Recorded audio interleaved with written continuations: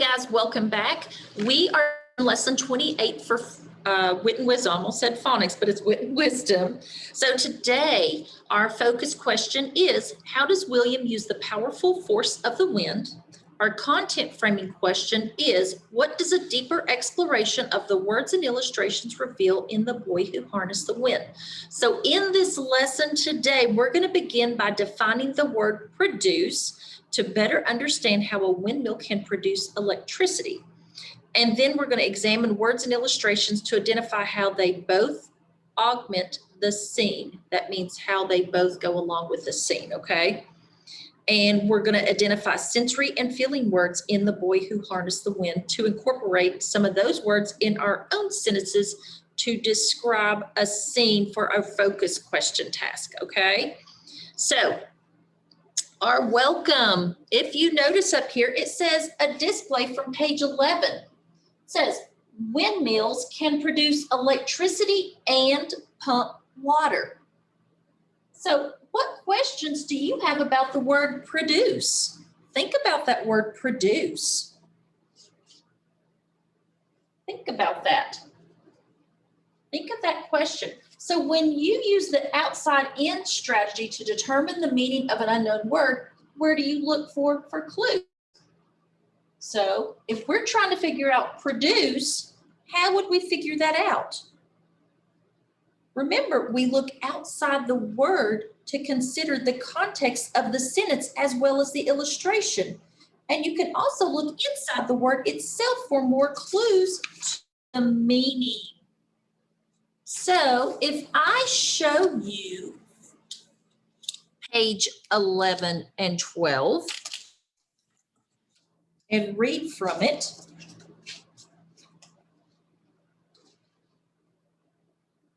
it says, slowly he built the sentences, windmills can produce electricity and pump water. He closed his eyes and saw a windmill outside his home pulling electricity from the breeze and bringing light to the dark valley. Okay, so I'm going to show you the pictures. There's our pictures. Okay, so based on that selection, it says slowly he built the sentence, windmills can produce electricity and pump water. He closed his eyes and saw a windmill outside his home, pulling electricity from the breeze and bringing light to the dark valley. So based on that selection from the text, what do you think produce means? I think produce means to create something. I think produce also means to make. Produce means to make. Windmills can make electricity and pump water. So let me get my little handy dandy marker here. And if I pull that down, produce means to make. So if we were if we use this word here and put it in our sentence in place of produce, does it make sense? Windmills can make electricity and pump water. They sure can. So let's move that back up there. Goodness, excuse me. All right, our focus question for this lesson is, how does William use the powerful force of the wind? Our content framing, what does a deeper exploration of the words and illustrations reveal in The Boy Who Harnessed the Wind? So when we read books, how do the words and illustrations work together? So think about that. When we're reading books, how do they work together? Well, think about it. The words and illustrations can provide different information, can't they? Yes, they work together to help us better understand the book. Illustrations can help readers better understand what's in the text.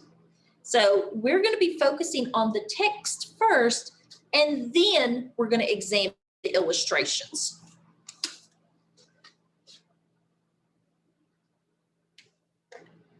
All right, so we're going to analyze 3 details.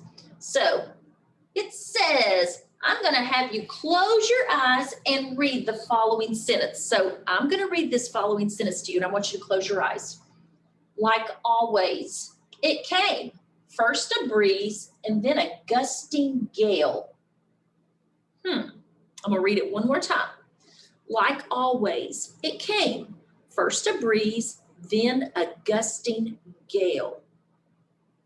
Now, based on those words, what is the image that comes to your mind? Act it out.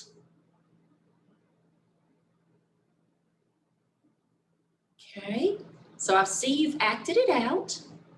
So what image comes to your mind when you hear that sentence? Can you imagine a lot of gusty winds that's very strong and rushing toward a windmill?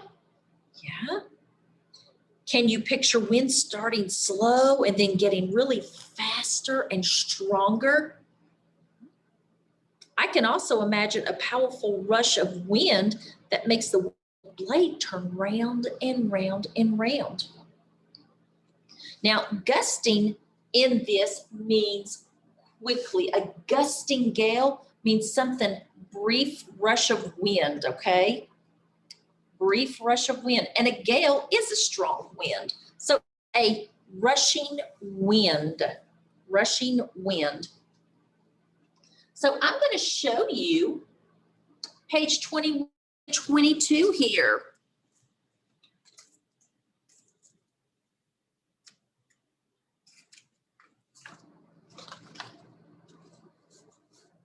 And it says, like always it came, first a breeze, then a gusting gale. The tower swayed and the blades round. And this is the illustration. The gusting gale, look at that. You can just feel the wind coming off of that, can't you? That it's very strong. Yes. Okay. Now, those illustrations, how do they add to the description? So looking at that, how could they add to the description? Well, think about it. You see the wind swirling in the air. Do you see the wind swirling in the air? Yes. Okay. What else do you see? You see gusts of wind that looks like they're moving a lot on the illustration, don't you? You see the sway, and you can actually imagine the blades turning, can't you? Yes, you can. This picture helps me understand what's happening to a windmill when a wind comes. I can see the wind hitting the blades, and it's turning and pushing all this wind out, creating those gusting gales. All right, we're going to do the same process with 23. With 23, all right?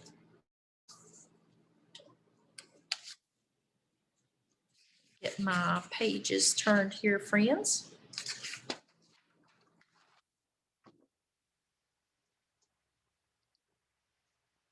All right, so this page here, I'm going to read it to you. It says, with sore hands once slowed by hunger and darkness, William connected wires to a small bulb which flickered at first, then surged as the sun. Tonga, he shouted, I have made electric wind.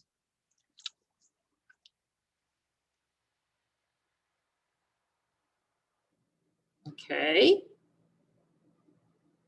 Now, looking at those, what do you think?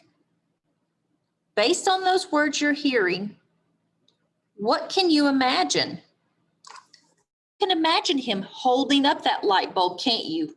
Yes, I can picture that light bulb that is really strong and bright. I can picture a light bulb that is shining and is turned on, right? Okay. And I can see a light bulb that is sunny-like and it's giving off as much light as the sun. And I think that's why they have these bands up here also showing that it's really bright. Okay. So now you've seen these pictures and heard those words. The circles of yellow around the light bulb make it look like what? The sunshine, and the sunshine gives off a lot of energy, doesn't it? The yellow of the light around the light bulb makes it really bright, and it looks like the sun. Okay, so what in the text helped you imagine that scene? Think about that. What in the text helped you imagine it? What did you notice about the descriptions? Well, the way the words were described, what was happening helped me picture what the scene looked like, correct? Sensory words help me think about an image. So the illustrations we look at after we also help me picture the scene. Let's change here. All right, so now we're going to analyze feelings. Feelings. And it says we have a feelings and anchor word chart, but since we haven't been doing it like this, we do not have a chart built into this, okay? So we're going to look through the book to infer people's feelings. So we're going to think about what we feel, like what we think they're feeling, all right? So what are some ways we can use the book to see how people are feeling? What can we use? Well, let's look and see. It says, read what they're saying, what he does, or even look at the illustrations is how we can use the book to see how people are feeling. All right, so I'm going to read page 6. Take my jacket off here, friends. A little warm. Page 6 without the illustrations. So I want to, it says, at dawn in the fields, William scanned the maze rows for magical beings, then wondered as a truck rumbled past. How does its engine make it go? Pay attention where you throw that hoe, his father shouted. You'll cut off your foot. Okay, so how do you think he's feeling here? How's William feeling? Now think about that. He's not in a classroom. He's out where? He's out in the field. Okay. So is his mind where it should be? No, because he's thinking about what? He's thinking about that truck that's going down the road, how it's working, how it's running.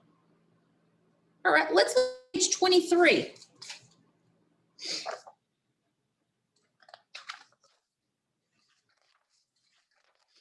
On page 23, it says, with sore hands, once slowed by hunger and darkness, William connected wires to a small bulb, which flickered first, then surged as bright as the sun.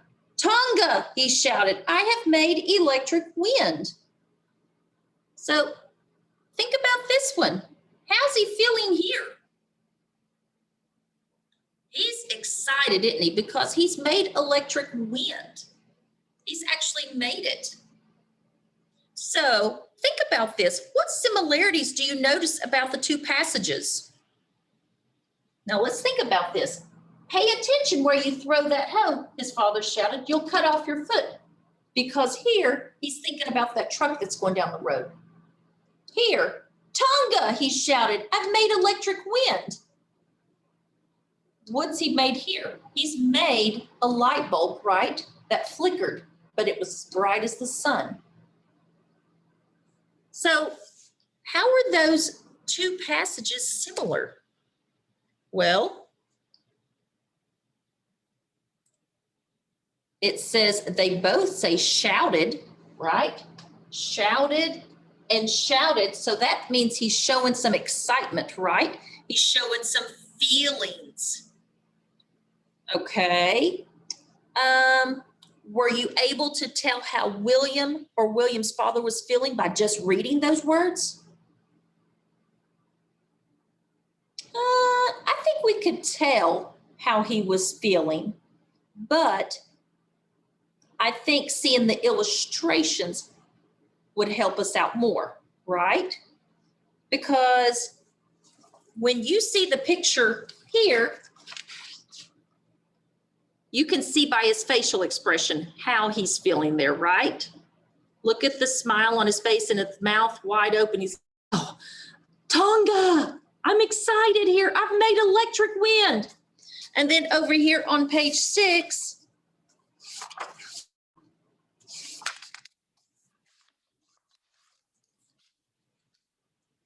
his father's shouting at him, but look at William's face. He's got that curious mind going, how is that truck moving, right? So it helps by seeing the pictures for the lesson. All right. So on page 6, William's dad looks like he's upset or worried about William because he's saying, pay attention where you throw that hoe because you could cut your foot off. His dad's worried that maybe William might get hurt because he's not paying attention, that his mind is elsewhere. His mind is on that truck that's going down the road, wondering, how does that thing work? And then on page 24, William looks really happy and excited, and we could tell by his facial expression with his mouth open. And the words that he says that he made electric wind, he was excited. He's going, Tonga, right?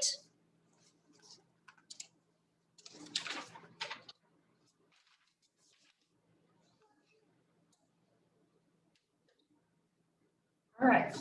So the similarities, we just talked about that. So, and we talked about the feelings of his father. So the illustrations, we looked at the illustrations and we looked at their facials. I don't know if you could see Dad's face very well. I'll show you again because you could really see William's. There's Dad's.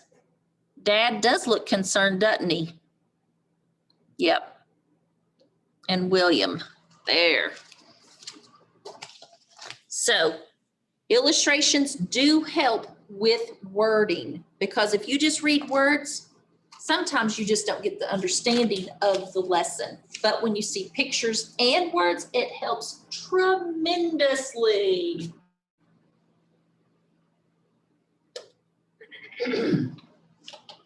Now it says execute sensory words and phrases. So our craft question, how do I use sensory and feeling words in a scene? So you've got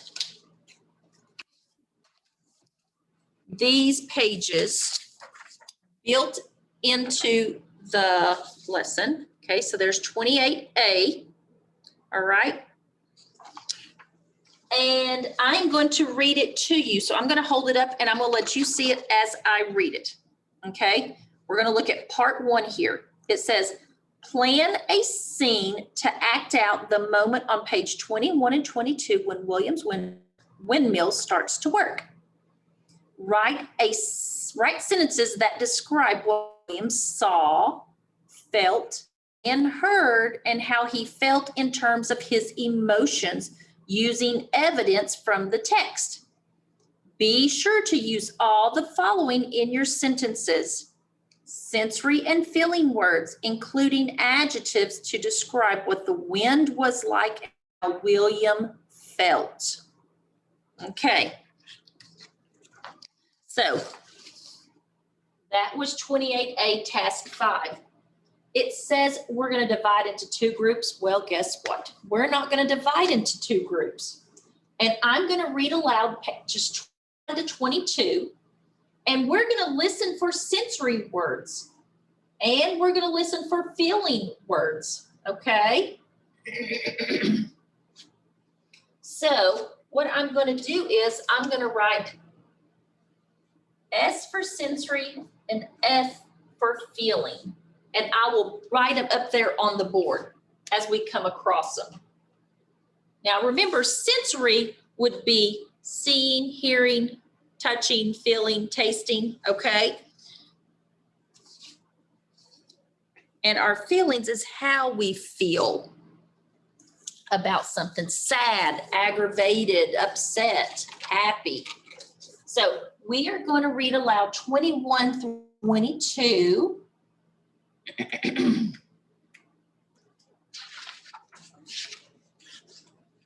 Okay. Now listen for sensory words and feeling words. Like always, it came. First a breeze, then a gusting gale. The tower swayed and the blades spun around.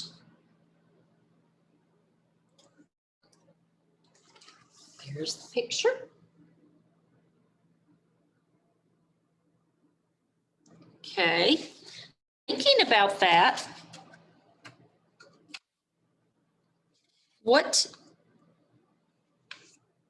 how could you describe that scene? How did he feel? The tower was swinging and the blade spun around. How do you think he felt? He probably felt excited, didn't he? So I'm going to put excited because it's moving. He's feeling excited. Maybe happy. What about sensory words? He felt the what? He felt a breeze and then the gale, right? So sensory, he felt a breeze, felt the gale, but he also felt something else while he was up there. The tower swayed. So what else did he feel? He felt the tower swaying.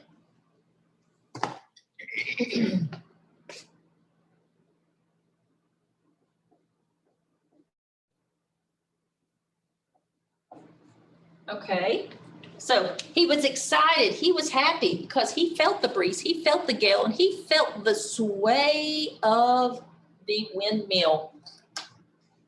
Now it says distribute handout 28A. So you've got a different handout that looks like this. 28A, the boy who harnessed the wind evidence organizer. On this one, it says, write sensory and feeling words to describe the scene on page 20 through 22 from the boy who harnessed the wind. What William saw, what he heard and felt during the scene. How William felt in his emotions during the scene. So on this page, you're going to write, what did he see? What did he hear or feel down here? Now think about this. He felt that breeze. He felt that strong gusting gale, and he felt the windmill swaying. How do you think he felt? He was excited. He was happy, right? How can we tell he was excited or happy? Let's look at his face. See if we can get it up close.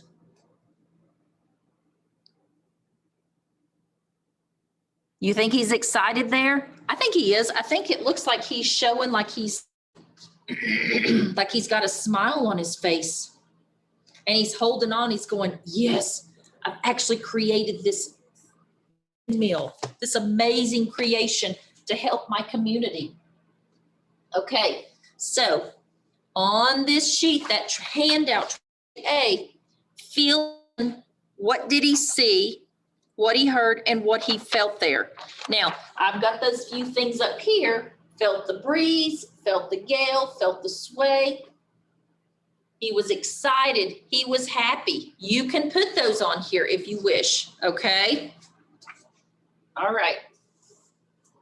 Now, let's move on. And I'm going to erase this.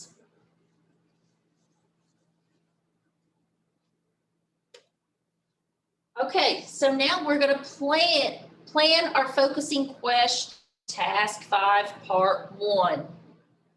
So we're going to go back to our assessment 28A focus questioning task. It says plan a scene to act out the moment on 21 to 22 when Williams Windmill starts to work. All right, we just saw those 2 pages. He's standing there holding on to the windmill.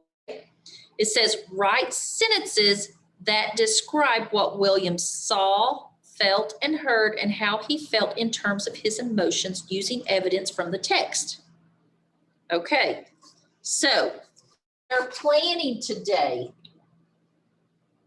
So in our planning, that means we're getting it ready for tomorrow's lesson where we will create it. Today, we are in the planning process, okay?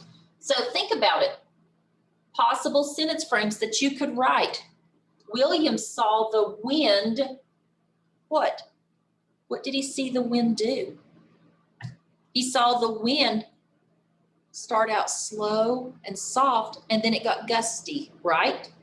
Okay. William heard the wind. What? What did he hear the wind doing? Blowing really hard, didn't he? William felt the wind do what? Sway the windmill? Or he could feel the wind pushing the blades of the windmill? Yes. William was feeling, how would you feel when you've created something that's amazing? He felt excited, didn't he? So think about sentences that you could write over here on these 2 pages. You can write your sentences on the bottom of this assessment. That way you can keep up with it for the next day, okay? So right there, write sentences that describe what William saw, what he felt and heard, how he felt in terms of his emotions. Think about these sentence frames up here. These can help you with your writing over here. Think about William saw the wind, what? William heard the wind, what? William felt the wind. William was feeling. So think about those sentences. You can write those on that page to help you, okay? All right. So, content framing question, what does a deeper exploration of the words and illustrations reveal in The Boy Who Harnessed the Wind? So, what was a sensory or feeling word you used today in your writing? Now remember, you didn't turn it in, but you wrote it on those assessments to use for tomorrow's lesson. Think about it. How was he feeling? He was excited, wasn't he? His father was concerned and worried, but he was curious. He wanted to know more, didn't he? So there are all kinds of sensory and feeling words that we could use in our writing. So make sure you're using some sensory words and feeling words in your writing. So fluency check-in. All right. Make sure to practice that fluency that is attached to this lesson, please. Okay. So let me get to it.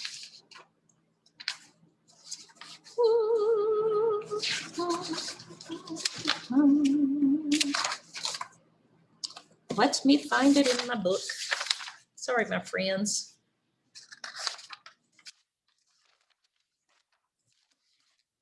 Well, well, well.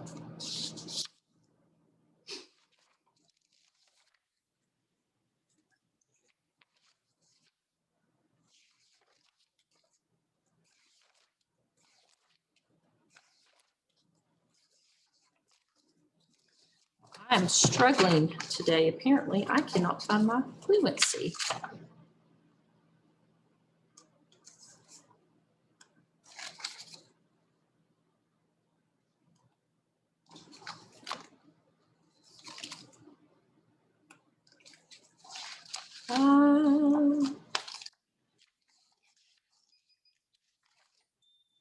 Well,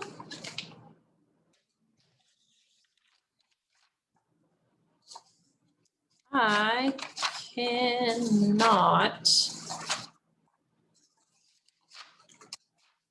There we go. Found it. Sorry. All right. It's called The Wind by James Reeves. I can get through a doorway without any key and strip the leaves from the great oak tree. I can drive storm clouds and shake tall towers or steal through a garden and not wake the flowers. Seas I can move and ships I can sink. I can carry a housetop or the scent of a pink. When I am angry, I can rave it, and when I'm spent, I lie quiet as quiet. All right, so that will be attached to this lesson as well. Okay, so let's move on. Okay, so let's think about prefixes that we have been using. Prefixes we have been using. We have used the word re and pre. So let's think about the word reread. Reread. What does re tell us to do there? It means to do it again, right? Like reread that. So then what does pre mean? Like if I said pre-test, pre means before. So if you add the prefix re, it means to write it, to do again, or if you add the prefix pre, it means before you do something. Okay? So what I would like for us to do right now is we are going to take these words over here on the side and we are going to put them where they need to go with re or pre. So re means to do again.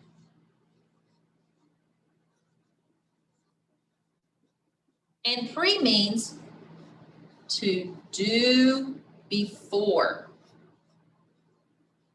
Okay, sort these words. Pre-test. So we're going to put it with pre because it's something we do before a test. What about rewrite? We're going to put it with re because we're going to have to write it again. What about reappear? We're going to put it with re also. Reappear means to appear again. What about pre-arrange? We're going to put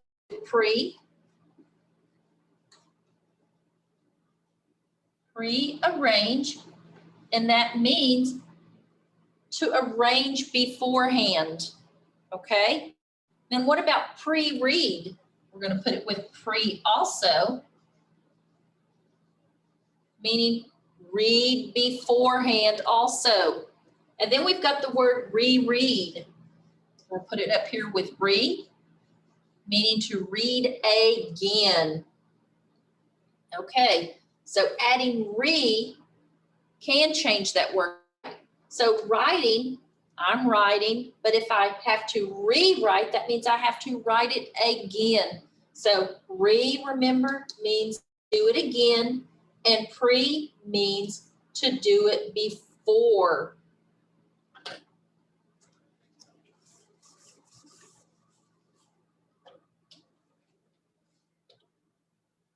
All right, so you also have a sheet that is attached. It's a prefix sheet, looks like this, 28B. It says write the prefix in front of the word to create a new word that matches the definition. Okay, so we're going to use the word re or pre. So mix before. So this comes before, so we're going to pre. So pre, you're going to write pre right there. Go down to the next one here. Made. Made again. You're going to put re there because you're doing it again. Okay? Notice there are key words there, before and again. Think about re means to do it again, and pre means before something. So I did the first two for you, and I'm going to leave it with you to do the next 6. This needs to be turned in, okay, for a grade. All right. So that is the end of this lesson, and I will see you back here tomorrow.